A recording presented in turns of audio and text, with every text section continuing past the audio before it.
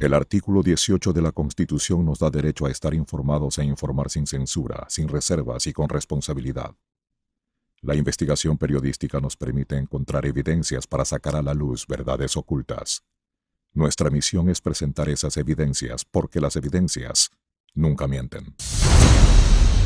Amigos televidentes, tengan ustedes muy buenas noches. Bienvenidos a Artículo 18, donde solo cuentan las evidencias.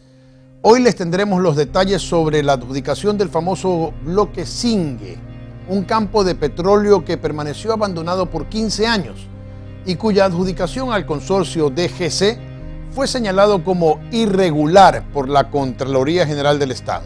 Además, la periodista Mariela Toranzos nos presentará el abrupto final del proyecto de educación bilingüe It's Time to Teach, donde maestros extranjeros no ganaban ni siquiera el sueldo básico.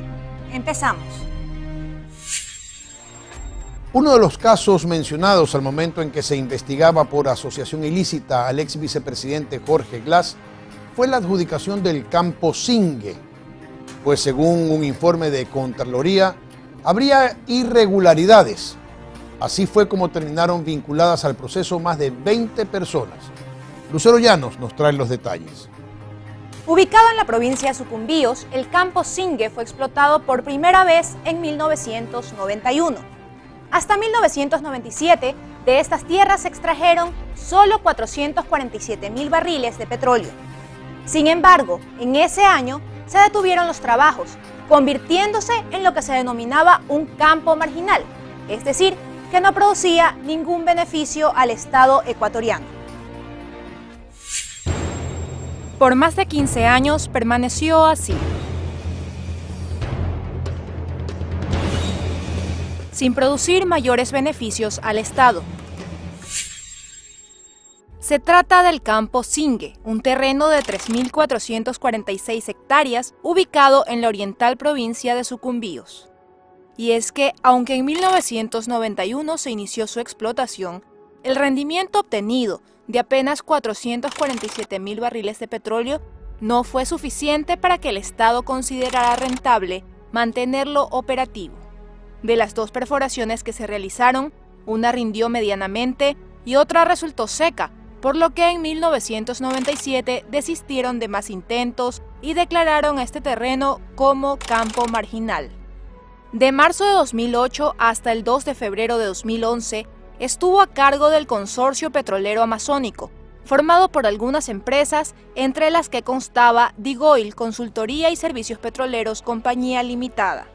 Sin embargo, no fue hasta junio del 2011, cuando se desarrolló la 10ª ronda petrolera, que este volvió al ruedo. Fue así como campos como Armadillo, Charapa, Chanangue, Enorrón, Ocano Peña Blanca y Zingue fueron ofertados a los inversionistas que participaban en el evento. Entre los postulantes figuraba el consorcio DGC, conformado por DIGOIL Consultoría y Servicios Petroleros Compañía Limitada y por Gente Oil Development Ecuador, empresa de responsabilidad limitada. Con una participación del 60% y del 40% respectivamente, ambas suscribieron un contrato de constitución de consorcio, bajo escritura pública el 23 de septiembre de 2011, con la finalidad de presentar conjuntamente una oferta para la licitación de los bloques Charapa y Zingue, y para tales fines designaron al ingeniero César Edmundo Guerra Navarrete como procurador común y apoderado único del consorcio, encargándolo así de la representación ante la Secretaría de Hidrocarburos y el Comité de Licitación Hidrocarburífera.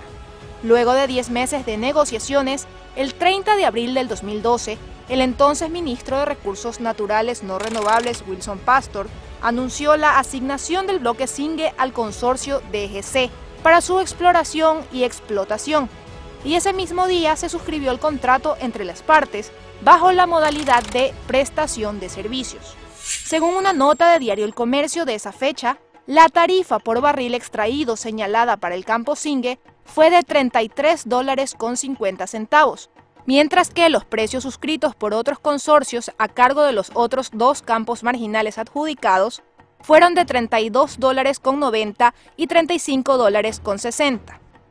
De acuerdo a una nota de Diario El Telégrafo, también de dicha época, durante el anuncio el entonces ministro Pastor indicó que los tres campos marginales adjudicados tendrían una producción diaria de 15.000 barriles de petróleo y que darían al Estado una producción neta de $500 millones. Según esta misma publicación, el Estado tenía una renta calculada en aproximadamente 90.2%, mientras que las compañías participaban con un 9.8%. El 29 de mayo de 2012, la Secretaría de Hidrocarburos inscribió el contrato suscrito entre el consorcio y el Estado, y en el mes de julio se hizo la entrega oficial del bloque para dar inicio a la obligación contractual. Sin embargo, 2 meses después, en septiembre de 2012, los representantes legales de Dig Oil y Gente Oil Development solicitaron al Ministerio de Recursos Naturales No Renovables la autorización para la transferencia de la totalidad de su participación en el consorcio DGC a la compañía Gente Oil Ecuador, así como la autorización para la celebración de una nueva escritura pública.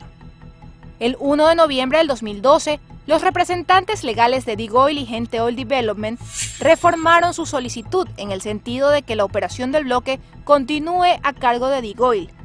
Al año siguiente, mediante un oficio con fecha 22 de julio de 2013, la Secretaría de Hidrocarburos emitió un informe favorable para la transferencia de la totalidad de derechos y acciones de Dig Oil y Gente Oil Development a Gente Oil Ecuador, hecho que fue ratificado por la Coordinadora General Jurídica del Ministerio de Recursos No Renovables el 14 de agosto de 2013, y por el propio ministro del ramo, en aquel entonces el ingeniero Pedro Merizalde, un día después. Pasaron los meses y en marzo de 2014 se reformó el primer artículo del Acuerdo Ministerial 504, mientras que el 29 de agosto de 2014 se suscribió un nuevo contrato, esta vez entre la Secretaría de Hidrocarburos y la compañía Gente Oil Ecuador. De acuerdo a información de la Agencia de Regulación y Control Hidrocarburífero publicada en su Boletín Estadístico del 2016, desde que Gente Oil comenzó a operar en Singue en 2012, se perforaron 10 pozos, 2 en 2013, 6 en 2014, 1 en 2015 y otro más en 2016.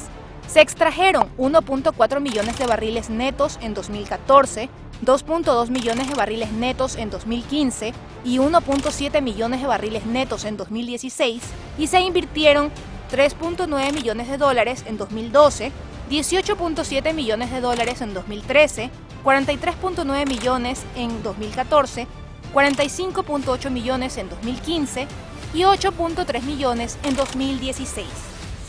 El 1 de agosto del 2017, la Contraloría General del Estado aprobó y dio a conocer un informe del examen especial a los procesos precontractual, contractual y de ejecución del contrato de prestación de servicios para la exploración y explotación del bloque Singue. Y es que, según consta en el documento firmado por la doctora Mary Villarruel, quien se desempeñaba como directora de auditoría de los sectores estratégicos de la época, desde enero del 2011 hasta el 30 de septiembre del 2016, la institución observaba muy de cerca lo que allí ocurría. En el documento de 70 páginas se mencionaba, entre otras cosas, que el equipo negociador del contrato calculó la tasa interna de retorno o rentabilidad que ofrecía la inversión sin sustento legal, que al 30 de septiembre del 2016 se explotó el 144% de lo previsto en 20 años, que el cálculo supuestamente habría provocado una diferencia de $1.05 por barril extraído en favor de la empresa contratista, lo que significaría un perjuicio para el Estado de aproximadamente 5.2 millones. Además, en el informe se señaló que habría conflicto de intereses, ya que a los 14 días de firmado el contrato, la hija del ministro de Recursos No Renovables ingresó a laborar como directora financiera de Gente Oil Development y luego como vicepresidenta de Gente Oil Ecuador, y que el entonces subsecretario de Estudios y Patrimonio Hidrocarburífero, encargado de elaborar la información de las reservas probadas, ingresó a la nómina del consorcio DGC 3 meses después de suscrito el contrato, y que finalmente Dig Oil, como empresa que formó parte del consorcio amazónico, anterior operadora del bloque, tenía pleno conocimiento de las condiciones del campo. Por este informe, más de 20 personas fueron vinculadas al proceso de indagación que abrió la Fiscalía General del Estado el 3 de agosto de 2017.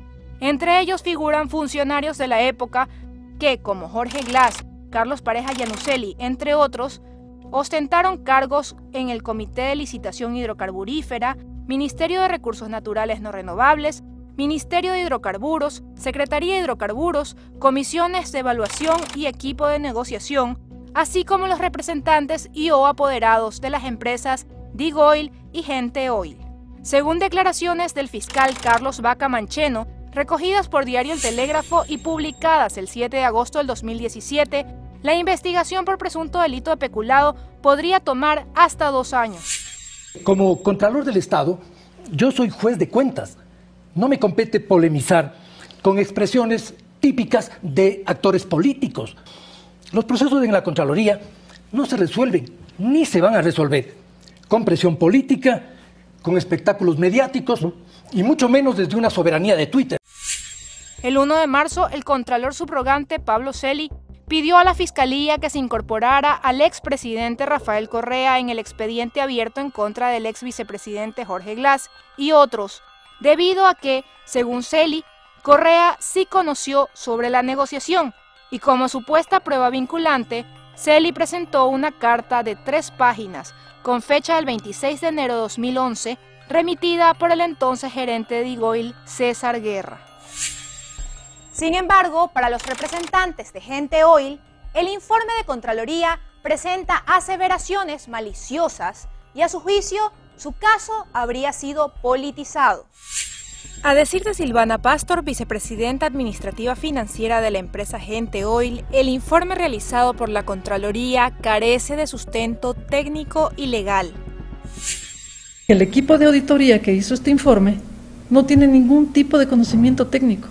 No tiene conocimiento de la industria, no tiene conocimiento de la contratación petrolera y no tiene conocimiento de la evaluación de los contratos. Afirma que cuando Contraloría hizo público el documento en agosto del año pasado, se enteraron por la prensa, mas no porque se los hubieran notificado oficialmente.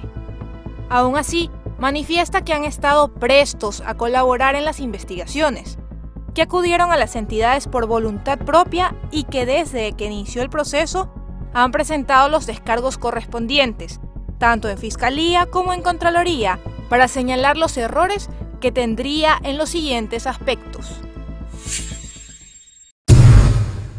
Sobre la tarifa y el supuesto perjuicio al Estado de $5.2 millones. Cogen una herramienta financiera que no era parte de la licitación, no era parte del contrato, y no era parte de las bases, toman esa herramienta financiera para ellos evaluar si la tarifa era o no correcta. Nosotros hemos presentado obviamente todos los descargos a la Contraloría a través de informes, a través de reportes, a través de información, pero lastimosamente esto no se ha hecho eco. Y la Contraloría se ha ratificado en el tema de la tarifa. Entonces, establecen un perjuicio al Estado, haciendo que los $33.5 a cual se adjudicó el contrato, con esta supuesta tarifa que ellos calculan sin sustento técnico de 32.45, ese $0.05 de diferencia le multiplican por la producción que ha tenido el campo y ese es el perjuicio al Estado. Sobre la supuesta sobreexplotación. Hay un desconocimiento total de la industria petrolera.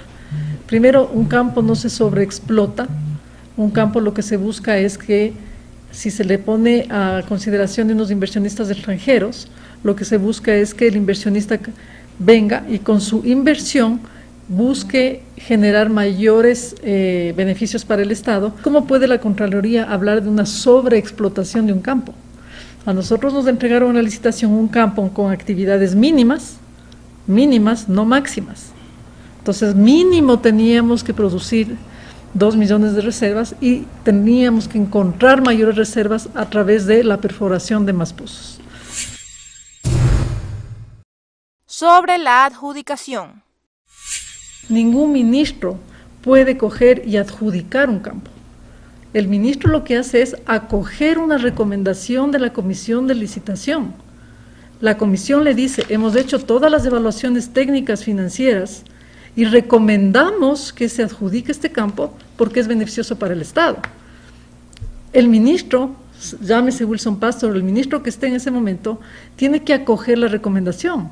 Obviamente él no puede decir, no, yo no acojo esta recomendación.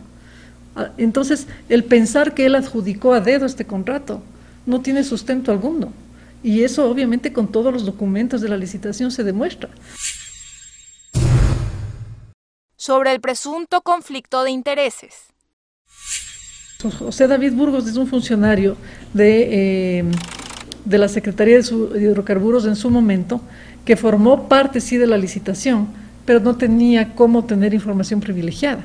Él lo único que hizo es pasar la información del Libro Nacional de Reservas oficial a la información de las bases de la licitación, en las cuales él tenía que decir cuántas reservas hay, pero él no podía saber si en ese campo había mayores reservas o no. Que hablan también de que habría un problema de relación o de tráfico de influencias entre Wilson Pastor y Silvana Pastor, porque supuestamente Wilson Pastor podría haber sabido cuánto había de posibilidades o de reservas en este campo. Nuevamente, la única manera de que Wilson Pastor hubiera podido saber que habían más reservas era perforando. Sobre el conocimiento pleno de las condiciones del campo por parte de DIGOIL. Aquí lo que se trata de inferir es que había información privilegiada, que esta compañía, como antes DIGOIL lo tenía dentro del consorcio petrolero amazónico, donde ellos no eran operadores, Suelo Petrol era el operador, DIGOIL era un minoritario en ese consorcio, dicen es que ellos tenían antes este campo, entonces tenían información privilegiada. El campo no tuvo un solo pozo más perforado, es decir, conforme el Petroecuador le entregó al consorcio petrolero amazónico, donde había un solo pozo, es de esa misma condición en la cual le fue entregado el campo a la licitación. Entonces, la información que se tenía de producción de ese pozo que se perforó entre el 91 y el 97 es lo que daba la información para las reservas. Quieren comparar la tarifa, diciendo el campo valía $29 o el campo valía $32 que dice la Contraloría. Es decir, que la Contraloría también se equivocó en el cálculo de la tarifa, porque emite el informe diciendo que la tarifa debía ser 32 y hay una tarifa de 29. Ahí está la base de que no es una tarifa correctamente calculada.